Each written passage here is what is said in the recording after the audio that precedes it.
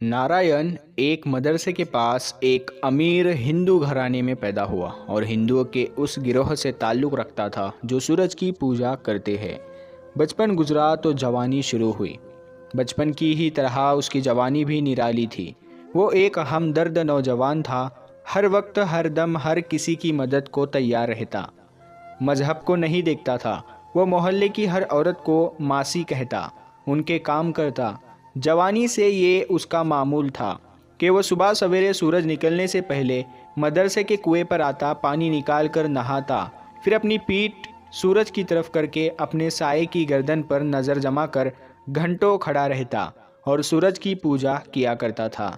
ना कभी उसने मदरसे के मौलाना से राब्ता बढ़ाने की कोशिश की और ना उन्होंने कभी उसको कुछ कुएं पर नहाने से रोका और ना ही मदरसे के कोने में इबादत करने से रोका। वक्त गुजरता गया और मौलाना साहब बूढ़े हो गए। अब सारा मदरसे का कामकाज मौलाना साहब के बेटे के हाथ में आ गया। उधर नारायण भी, जो कि यही हिंदू था जिनके बारे में हम आज बात कर रहे हैं, वो भी उम्र के आखिरी दौर में दाखिल हो चुके थे, लेकिन मामलात में कोई तब्दीली नहीं थी और ना कोई नागा था। फिर एक दिन ये हुआ कि आसमान पर बादल बने हुए थे और नारायण नहा धोकर साफ सुथरा होकर सूरज के निकलने का इंतज़ार करने लगा ताकि वो सूरज की पूजा इबादत कर सके। लेकिन बादल आने की वजह से सूरज नज़र नहीं आ रहा था। पता नहीं तकदीर को नारायण पर तरस आया या खुद उनका दिल मुसलमान मौलवी को छेड़ने को कर रहा था। नारायण मौलाना साहब के पास जाकर खड़े हो गए। मौलाना साहब बबूल के दरख्त से मिसवाक कर रहे थे। सूर्य नारायण आके कहने लगे कि ना तो आपके बड़ों ने हमें मुसलमान बनाने की कोशिश की और ना ही अब आप हमें जन्नत में भेजने की कोशिश क्यों नहीं करते हो। नारायण ने मजाकी अंदाज में मौलाना साहब को छेड़ दिया। मौलाना ने नारायण को पलट कर देखा और उनका हाथ पकड़े पकड़े अपने दफ्तर में ले गए। मौलाना साहब फरमाने लगे कि और फरमाइए कि हमारे नसीब कैसे जागे, आज आपने हमें वक्त कैसे दे दिया। आप तो किसी को वक्त नहीं दे पाते। महाराज ने कहा कि देखो भाई, तुम मेरे बच्चों की जगह हो। नारायण ने ऐसा इसलिए कहा क्योंकि मौलाना साहब के बेटे ने अब सारा कामकाज संभाला था। तो नारायण ने इसीलिए मौलाना साहब से कहा कि तुम मेरे बच्चे की तरह हो, मुझे चकमा देने की कोशिश मत करो। सवाल पहले मैंने किया है, जवाब सुनने का हक मेरा ही बनता है। आखिर तुमने सारी दुनिया को मुसलमान बनाते फिर रहे हो, बिस्तर उठाए फिरते हो। भाई, मैं भी आपके पड़ोस में उम्र पूरी करके चला हो। मुझे किसी ने एक बार झूठे मुंह भी नहीं पूछा कि मियाँ तुम भी मुसलमान बनना चाहते हो या नहीं। मैंने सुना है इस्लाम में पड़ोस पड़ोस में रहने वाले पड़ोसियों के बहुत हुकूक होते हैं। चलो हमें पड़ोसियों का हुकूक ही दे देते। नारायण की बात ने मौलाना को बड़ा संजीदा कर दिया। मौलाना साहब ने बड़े नरम लहजे से बोले, नारायण जी, मेरे वालिद की जान निकलने से पहले उन्होंने ये वसीयत आपके लिए की थी कि वो फरमाते थे कि नारायण जन्नती आदमी है, इसमें सारी आदतें अल्लाह की पसंदीदा है, बस थोड़े कागजी काम बाकी है, ये अंदर से मुसलमान ही है, अल्लाह की रहमत इस पर टूट पड़ने को तैयार है, बस तुम उस लम्हे के लिए तैयार रहना जब नारायण में अल्लाह की मोहब्बत जागेगी, उस वक्त उसे संभालना तुम्हारी जिम्मेदारी होगी। मौलाना की बात सुनकर नारायण हक्का बक्का रह गए और बोले कि अच्छा भाई, मौलाना मरहूम तो बड़ी पहुंची हुई हस्ती थे, हमें खबर भी नहीं लगने दी और हमारे दिल के राजों से बाखबर रहे।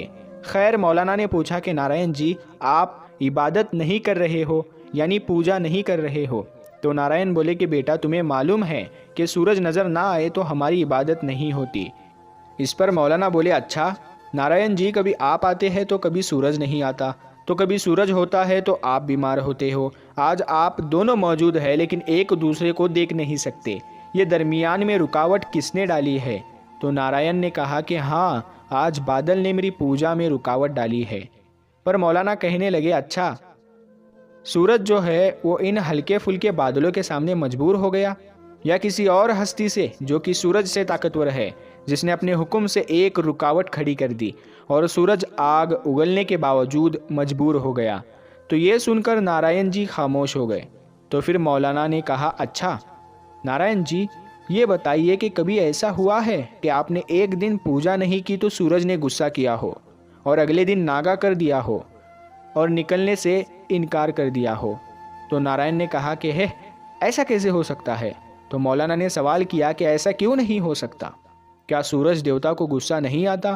کیا اسے آپ کے پوجا نہیں کرنے کی خبر نہیں ہوتی ہے؟ اور مولانا نے نرمی سے گفتگو کو جاری رکھا۔ اس پر نارائن کہنے لگے، غصہ بھی آتا ہے اور اسی غصے سے پناہ کے لیے ہم ان کی پوجا کرتے ہیں اور انہیں ہمارے پوجا کی خبر ہوتی ہے۔ مگر تو اتنا کہنے کے بعد وہ خاموش ہو گئے۔ تو مولانا نے کہا، مگر کیا نارائن جی؟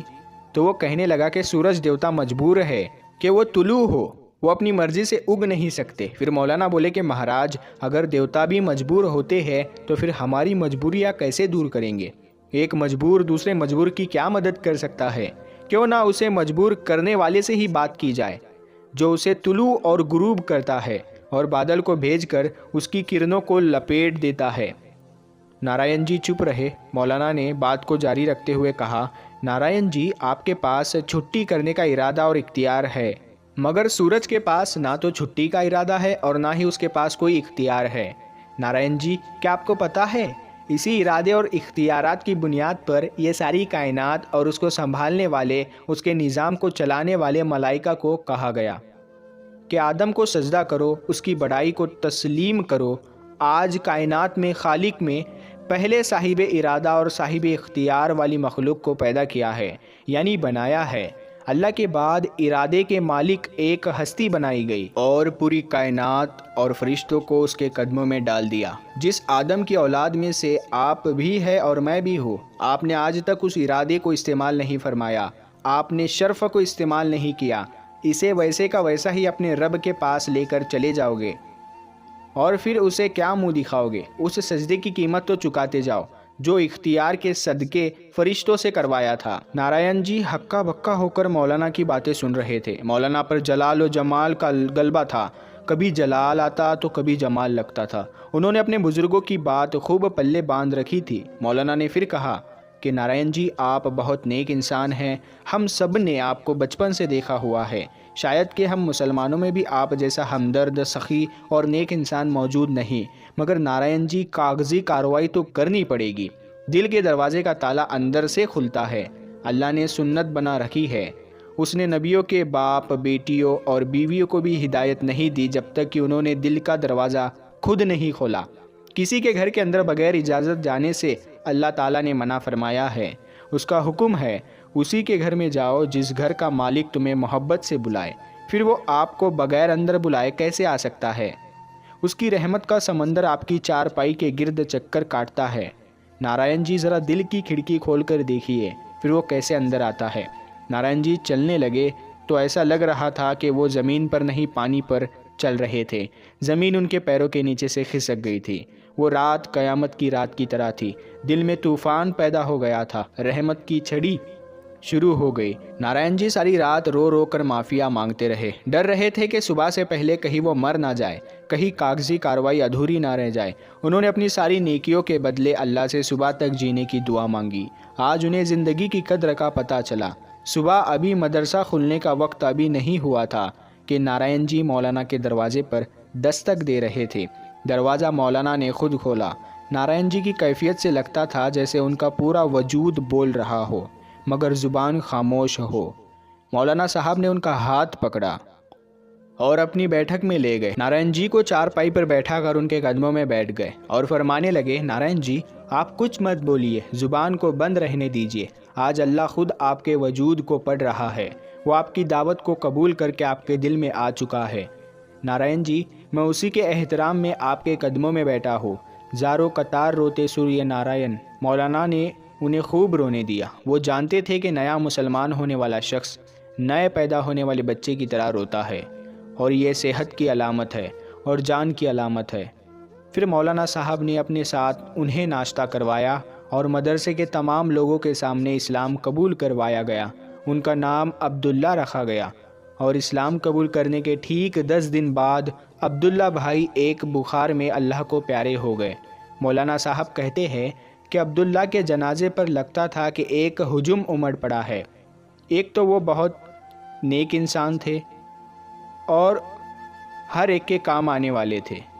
لوگ ان کی چارپائی کو کندھا دینے ٹوٹ پڑے۔ جنازے میں اعلان ہوا کہ جنازے میں تاخیر کی جائے۔ کئی ہندو بھی مسلمان ہو کر جنازے میں شامل ہونا چاہتے ہیں تو ایسا کر کے سارے لوگ کلمہ پڑھ کے مسلمان ہو گئے۔ پیارے دوستو، امید کرتے ہیں آپ کو آج کا ویڈیو پسند آیا ہوگا۔ اس ویڈیو کو زیادہ سے زیادہ شیئر کریں اور ہمارے چینل پہ پہلی بار آئے ہو تو اسے سبسکرائب کر کے ساتھ میں لگے بیل آئیکن کو ضرور دبا دیں۔ ہم ملتے ہیں پھر ایک نئی ویڈیو کے ساتھ، تب تک کے لیے السلام علیکم، اللہ حافظ۔